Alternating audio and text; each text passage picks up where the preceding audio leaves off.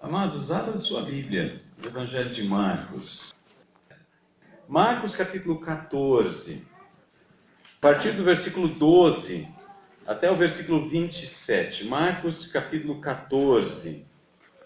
Marcos capítulo 14, verso 12 até o verso 27, fala daquela tardinha noite em que Jesus então celebrou a ceia com os seus discípulos. E nós já estudamos um pouco aí de cada uma dessas porções.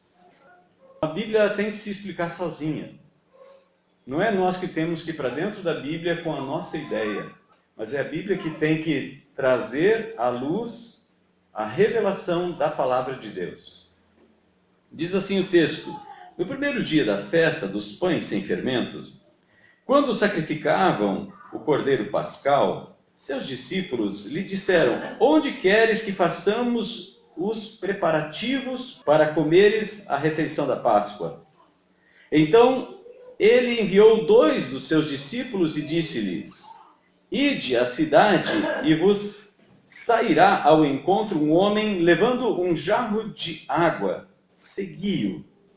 Onde ele entrar, dizei ao dono da casa: o mestre manda perguntar: onde está o meu aposento em que irei comer a refeição da Páscoa com os meus discípulos? E ele vos mostrará uma grande sala mobiliada e pronta na parte de cima da casa. Fazei ali os preparativos para nós. Os discípulos partiram e foram à cidade, onde acharam tudo como ele lhes dissera, e prepararam a Páscoa. Ao anoitecer, Jesus chegou com os 12. E quando estavam comendo sentados à mesa, Jesus disse: em verdade, vos digo que um dentre vós que come comigo me trairá. Então eles começaram a entristecer-se e dizer-lhe, um após o outro: sei que não sou eu.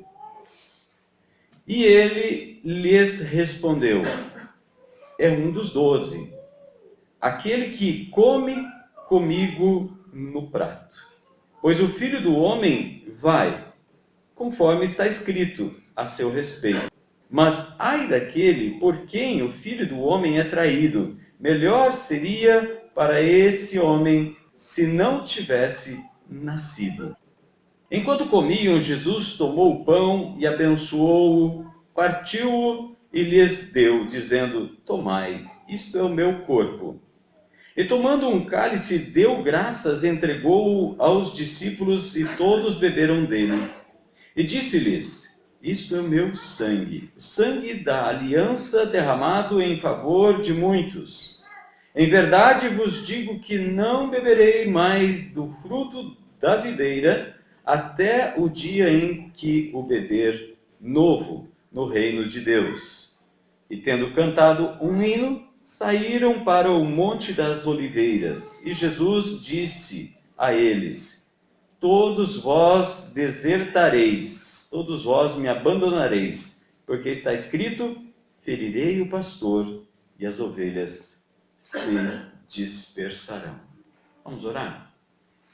Querido Jesus, sabemos que este momento na sua vida foi um dos momentos mais cruciais, mais difíceis. E a tua palavra nos diz que nós somos privilegiados, porque o Senhor pagou o preço pelo nosso resgate. Senhor Jesus, abençoa a tua palavra em nosso coração nesta manhã, e que nós possamos, Senhor, dirigidos pelo Espírito Santo, absorver a profundidade deste teu ensino, registrado por Marcos para nós. Em nome de Jesus, Pai, nós oramos pedindo a tua bênção. Tudo está pronto para remir nossos pecados e nos dar a honra de celebrar com Cristo o dom da vida.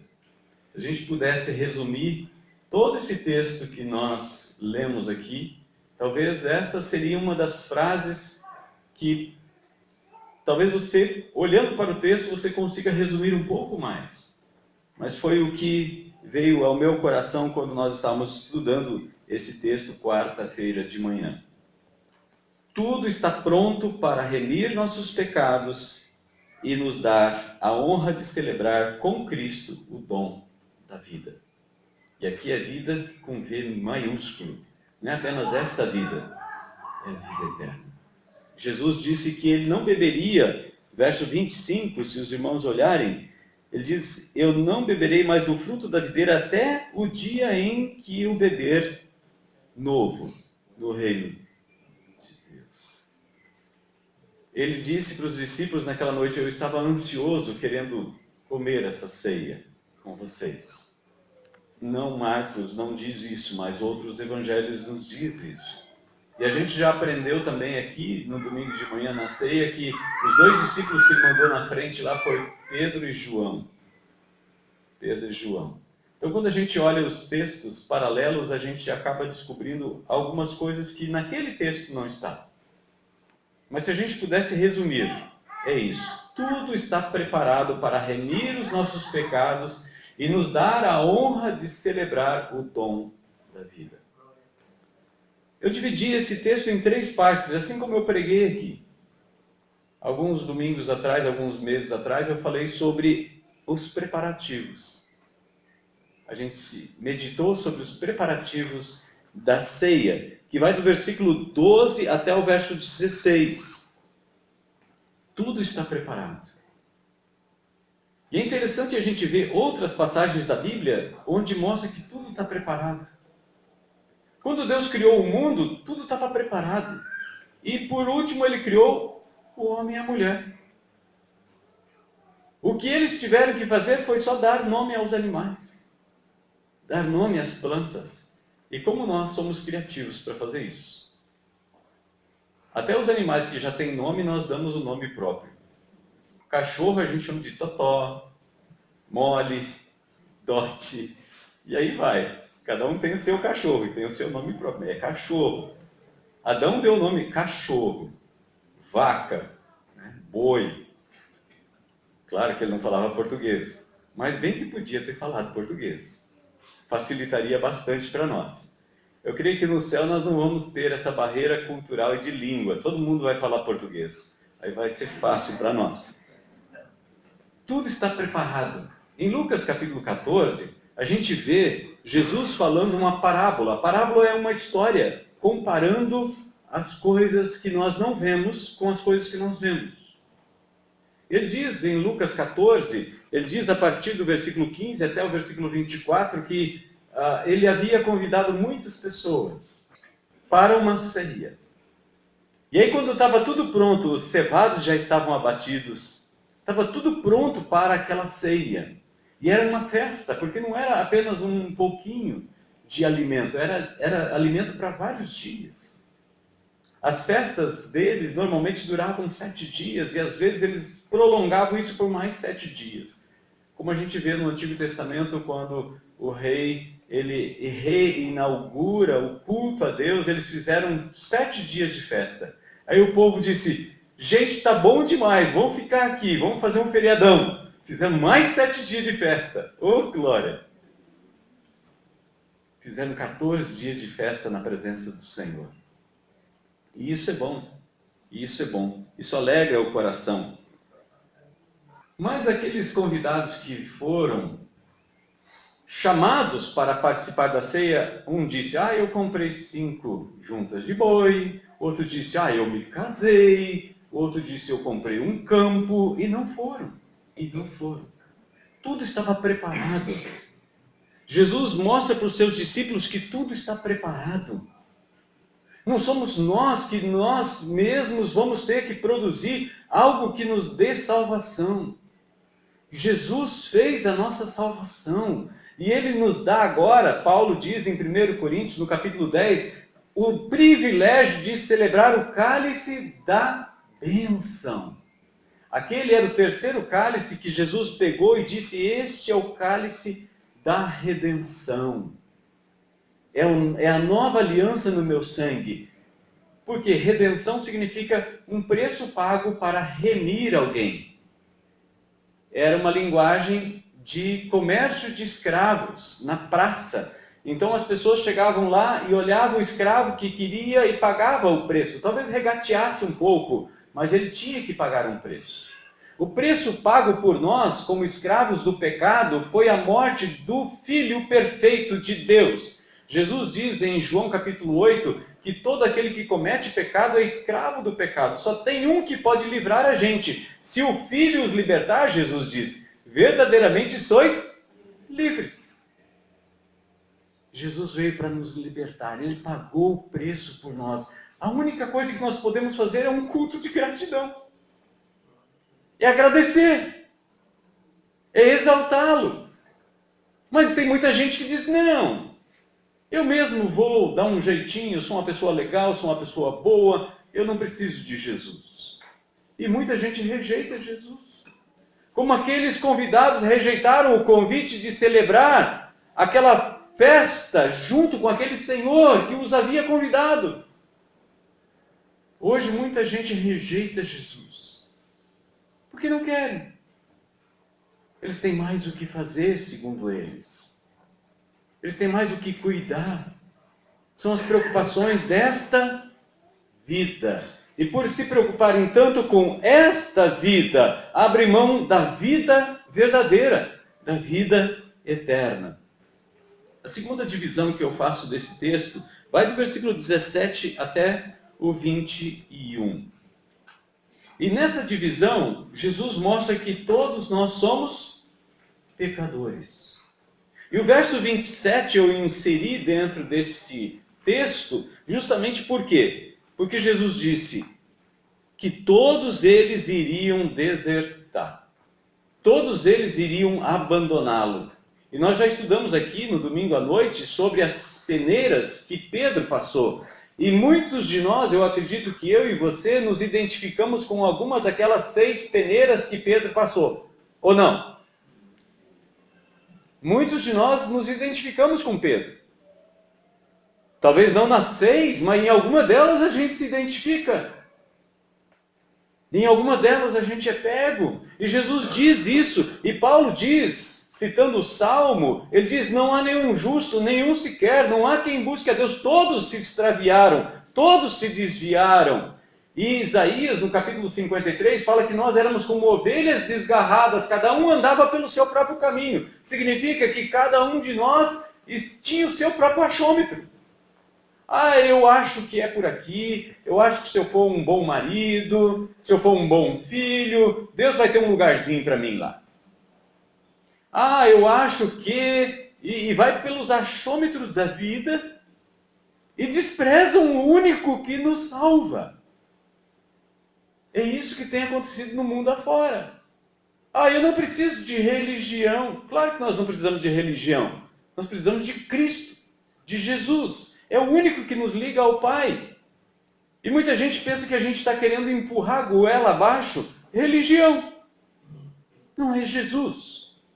Aí ele fala assim, então tá, beleza. Mas eu não me reúno com vocês. Quem não foi celebrar a ceia com aquele Senhor, não teve o privilégio de celebrar a ceia. Simples assim.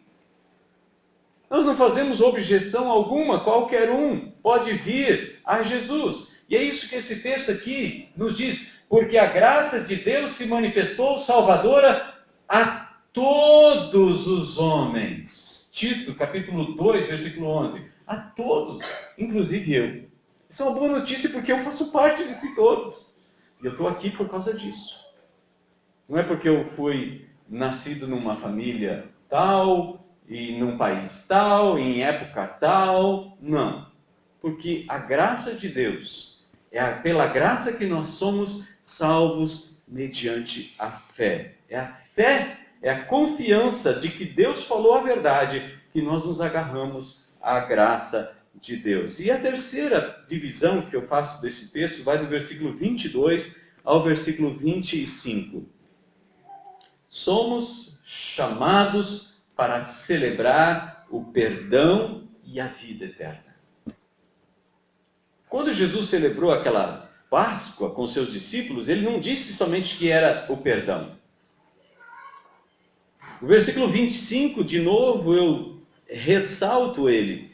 Ele diz, em verdade vos digo que não beberei mais do fruto da videira até o dia em que o beber novo no reino de Deus.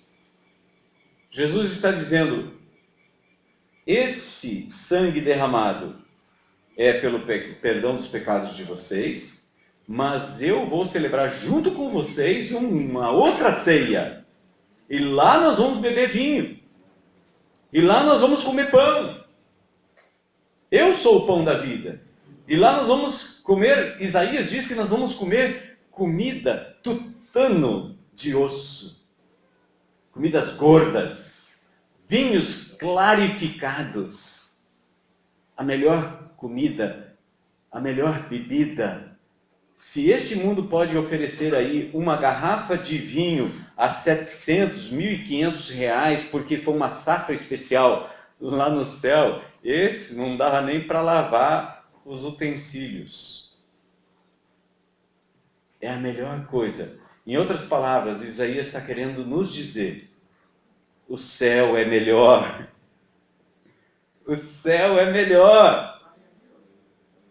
Esse mundo te oferece muitas coisas. Esse mundo oferece muitas facilidades. Esse mundo oferece muitos prazeres. Mas o céu é melhor. É isso que Jesus nos convida. Vem para o céu. Vem para o céu. Reconheça seus pecados, que você sem mim não pode se salvar. E vem para o céu.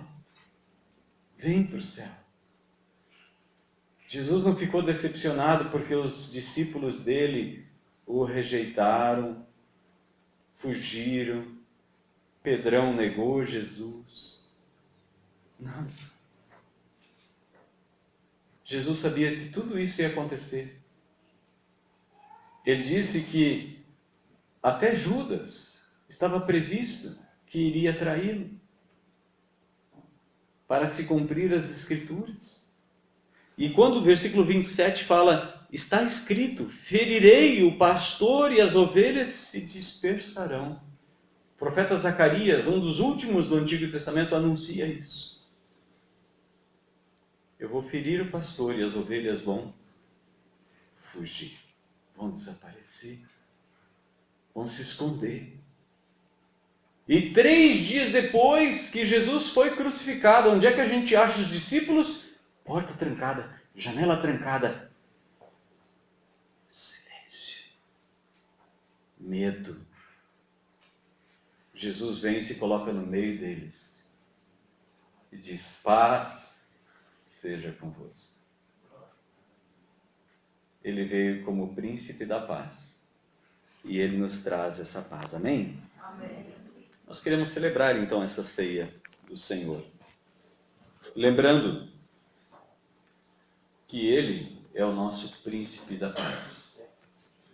Em Gênesis, no capítulo 3, nós vemos que uma árvore que Adão e Eva não plantaram, estava lá. Era a árvore da vida. E uma outra árvore que eles não plantaram, era a árvore da desobediência, do conhecimento do bem e do mal. Em vez de seguir os conselhos da árvore da vida, do conselho do Senhor, eles optaram por eles próprios de decidir o que era bom e o que era ruim para eles. E comeram da árvore do conhecimento do bem e do mal. Foi comendo que eles pecaram. E foi comendo que Jesus nos salva. Às vezes as pessoas olham para a ceia e acham que é algo mágico. Não tem nada de mágico aqui. Não tem nada de mágico. É comunhão com Jesus. É obediência, é submissão. Jesus deixou 2 ordenanças para nós. Nos assemelharmos com Ele no seu batismo e nos assemelharmos com Ele na sua morte e ressurreição, comendo pão, que é o seu corpo, e bebendo do cálice, que é o seu sangue. É simbolismo. 2 ordenanças, simples. Mas, infelizmente, muitos têm muitas outras coisas para fazer. e não priorizam. E Jesus não se decepciona com isso, porque ele sabe que muitos iriam agir desse jeito. Nós não podemos decepcionar Deus. Deus é Deus. Mas nós podemos nos decepcionar.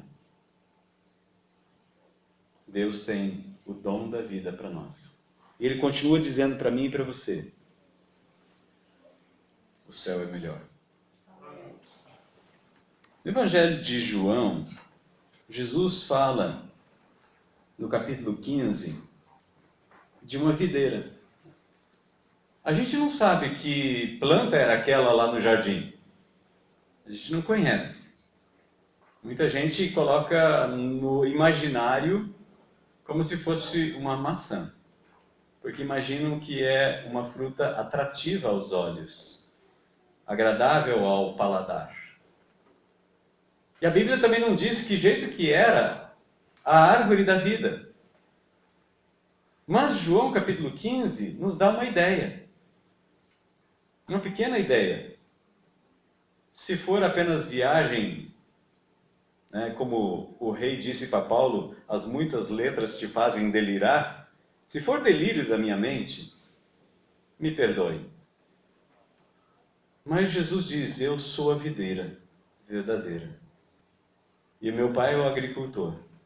Todo ramo que estando em mim e dá fruto, ele limpa, para que produza mais fruto ainda. Jesus é a videira. E nós somos hoje os ramos que vão produzir frutos de vida. Videira, vida. A árvore da vida. Se não era uma videira, eu não sei, mas que dá bastante exemplo para a gente dar. Amém? Amém? Vamos agradecer então pelo pão e pelo cálice. Querido Jesus, nós não sabemos e nem podemos imaginar quanto sofrimento o Senhor passou e o quanto o Senhor sofreu para que nós tivéssemos o perdão. Mas o Senhor nos convida para celebrar a ceia do Senhor.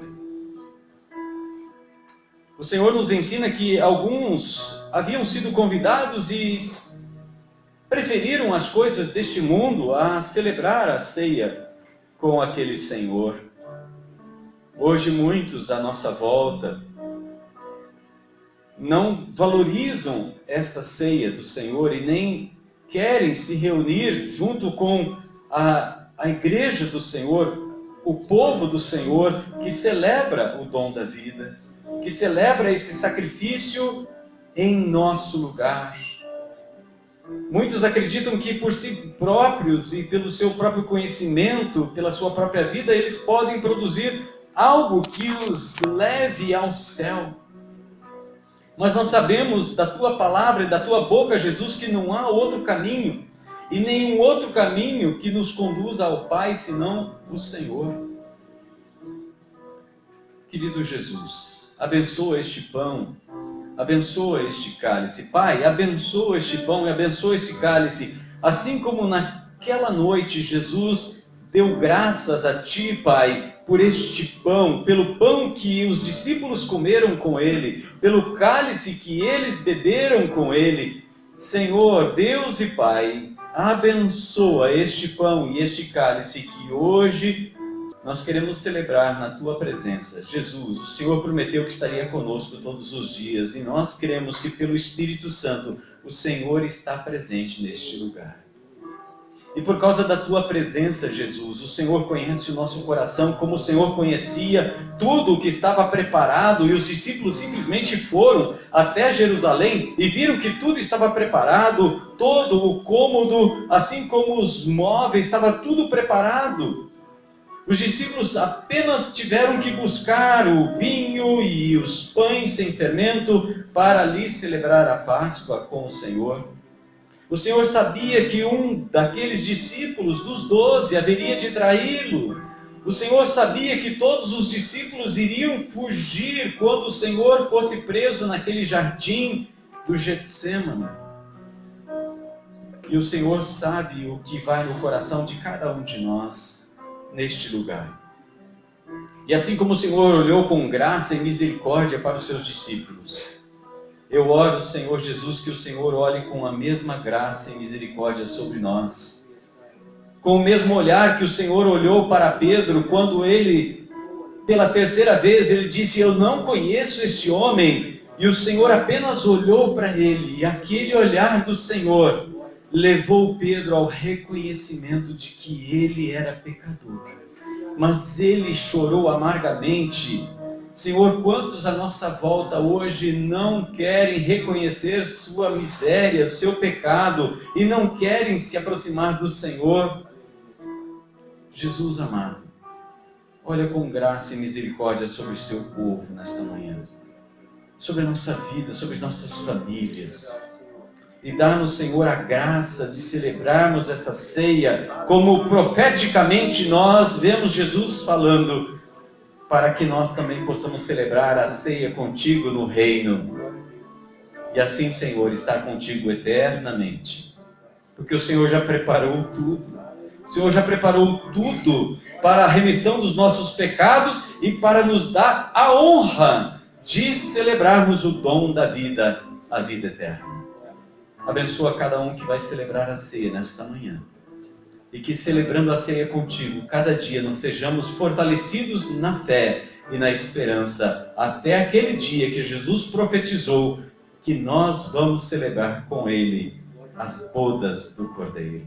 Celebrarmos a festa no céu, no reino do céu. Até aquele dia, Senhor, que nós sejamos fiéis, como o Senhor é fiel. Ajuda-nos, Senhor, a sermos fiéis. Em nome de Jesus, Pai, nós pedimos esta bênção do Senhor e que o Espírito Santo nos dê a capacitação para não somente desejar isso, mas também viver isso, dia a dia. E assim como Jesus disse, ser fiel até a morte, e dar-te-ei a coroa da vida. Senhor, queremos permanecer fiéis. Ajuda-nos, Senhor, a permanecermos na videira. Senhor, se há algo na nossa vida que precisa ser tirado, assim como o ramo que é limpo, para que produza mais frutos, Senhor, mostra a cada um de nós individualmente aquilo que precisa mudar no nosso coração e na nossa vida, para que nós possamos produzir mais fruto ainda. E esse fruto permaneça. E Jesus disse, nisso é glorificado o meu Pai, em que deis fruto. Senhor, nós não estamos na videira apenas para ocupar espaço. O Senhor nos chamou e nos ligou à videira para que nós produzamos frutos. Frutos que permaneçam. Jesus disse aos seus discípulos, eu não chamo vocês de escravos, de servos, mas de amigos. Porque o amigo sabe o que o seu Senhor está falando. O servo não. Ele apenas recebe ordem e tem que cumprir. O Senhor nos chama de amigos, porque o Senhor quer compartilhar conosco da alegria do Senhor, da alegria de ver mais um salvo, mais um reconciliado, mais um casamento restaurado, mais uma vida salva, mais alguém curado, liberto das garras do inimigo das nossas almas. Senhor Jesus, que se cumpra em nós a sua alegria, que se cumpra em nós a alegria do Senhor, que como amigos nós possamos, Senhor, andar contigo dia a dia, nos alegrando, cultuando o Senhor, porque o Senhor é digno, somente o Senhor é digno de toda glória